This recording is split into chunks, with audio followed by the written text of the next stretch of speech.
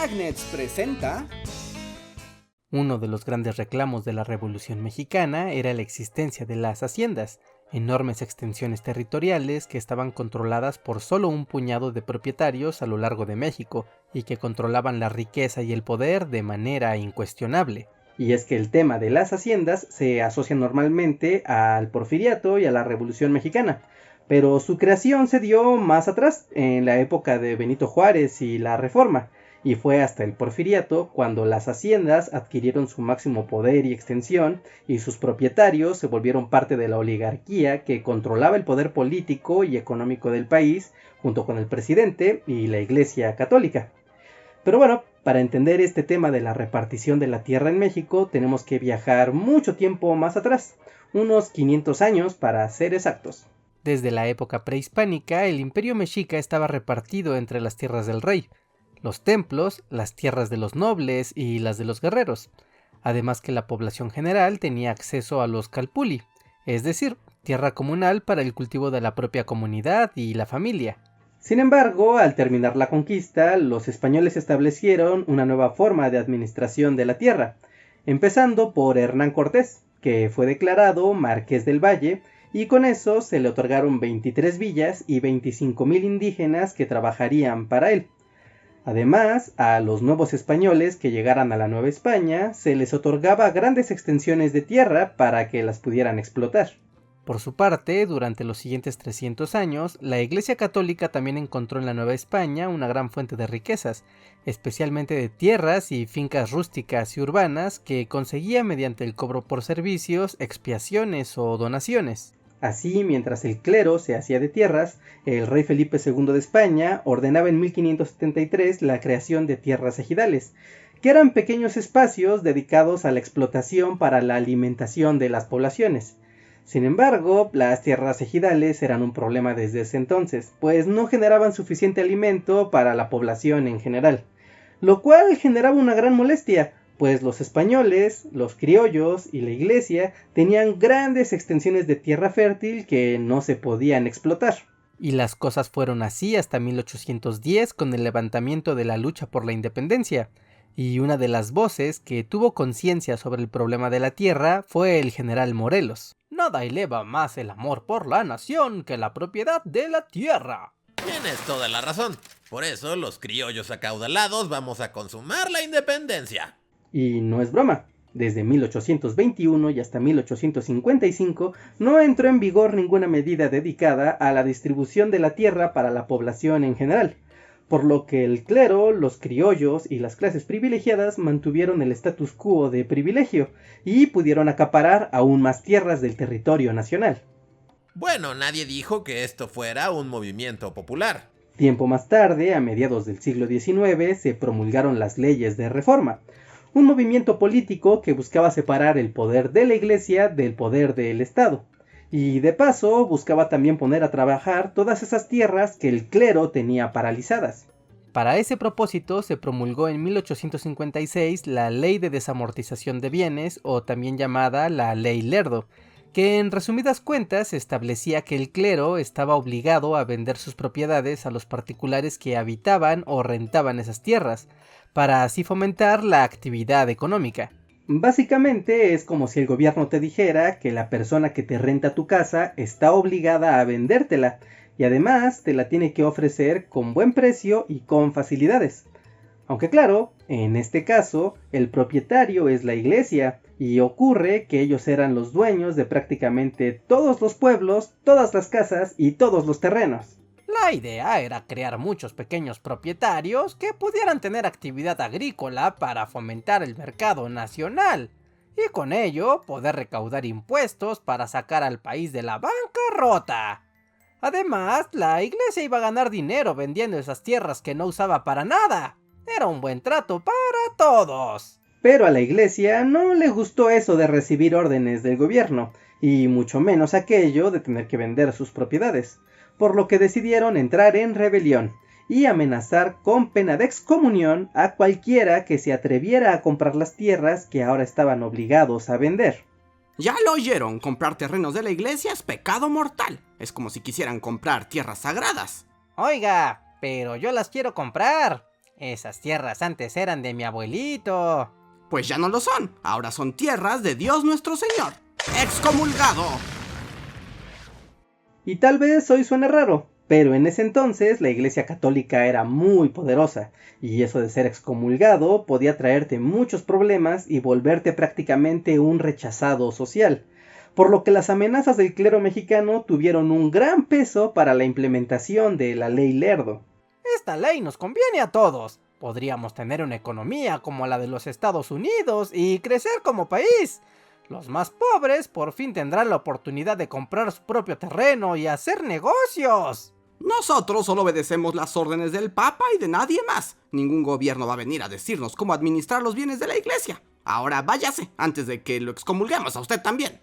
Te lo dije, Lerdo, había que ponerle ley Benitox, pero no, querías llamarla ley Lerdo, y por eso todo salió mal. ¿Quién iba a querer seguir una ley con un nombre tan lerda, Lerdo? Perdiste tu oportunidad. En 1857, cuando se promulgó la nueva Constitución de la República, se ratificó la Ley Lerdo, pero esto solo provocó la ira del clero, al grado que el propio Papa Pío IX llamó a los fieles a desobedecer esa ley junto con toda la Constitución, lo que exaltó aún más los ánimos para enfrentar a quienes estaban del lado del gobierno y a los que estaban del lado de la Iglesia, lo que ahora conocemos como la Guerra de Reforma. Al final, las amenazas del clero surtieron efecto, pues casi nadie quería comprar las tierras de la iglesia, lo que provocó que estos terrenos entraran en subasta. Esto quiere decir que a partir de ese momento, cualquier empresa, nacional o extranjera, tenía la posibilidad de comprarlas a precio de remate. Esto solo provocó que las personas más ricas de México pudieran comprar aún más tierras, y que esto permitiera a la iglesia financiar su guerra en contra del gobierno. Esta situación se agudizó durante la guerra, pues el clero utilizaba la venta de tierras como una herramienta para financiar el conflicto, además que buscaba compradores adeptos a su causa, por lo que finalmente el gobierno de Benito Juárez expidió la ley de nacionalización de bienes de la iglesia en julio de 1859. Y es así como Benito Juárez, el mejor presidente del mundo, ha derrotado a los padrecitos conservadores. ¡Así es! Ustedes nos obligaron a quitarles todas sus cosas. Cállate, Lerdo, echas a perder mi momento destacado en este video. Y así fue. Al final, el gobierno nacionalizó las tierras de la iglesia y las puso en venta. Pero esta acción tuvo un efecto contrario a los deseos de la ley. Por ejemplo, se les dieron grandes tierras a los indígenas, pero ellos las vendieron rápidamente al no tener capacidad económica para ponerlas a trabajar. Por otro lado, la población general seguía teniendo mucho miedo a ese tema de la excomunión. Las consecuencias eran graves y nadie quería meterse en ese tema.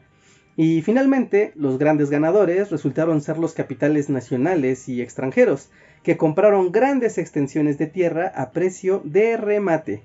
Así que al final el problema fue el mismo, pues inicialmente se tenía un país con grandes territorios controlados solo por la iglesia, y ahora tenías un país con grandes territorios solo controlados por un puñado de gente acaudalada.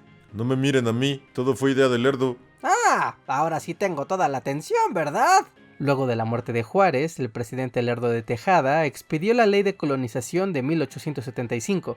Esta ley invitaba a los colonos extranjeros a comprar las tierras del gobierno, y de esa manera también introducir nuevas tecnologías en los cultivos. Para lograr ese objetivo aparecieron empresas particulares llamadas compañías deslindadoras, que ayudarían a la venta de los terrenos baldíos del gobierno, y a cambio, en compensación, recibirían una tercera parte de los terrenos deslindados. O lo que es lo mismo, deslindar tierras era un negocio muy jugoso. Así llegamos a los primeros años del gobierno de Porfirio Díaz, y a partir de 1881 el gobierno vendió una gran parte de las tierras nacionales a manos extranjeras, a la vez que las compañías deslindadoras acumulaban enormes extensiones de tierra por ayudar a su venta, lo cual provocó una acumulación descomunal para los 29 propietarios de esas compañías, que obviamente, además de acaudalados, estaban perfectamente conectados en las altas esferas de la nueva sociedad porfirista.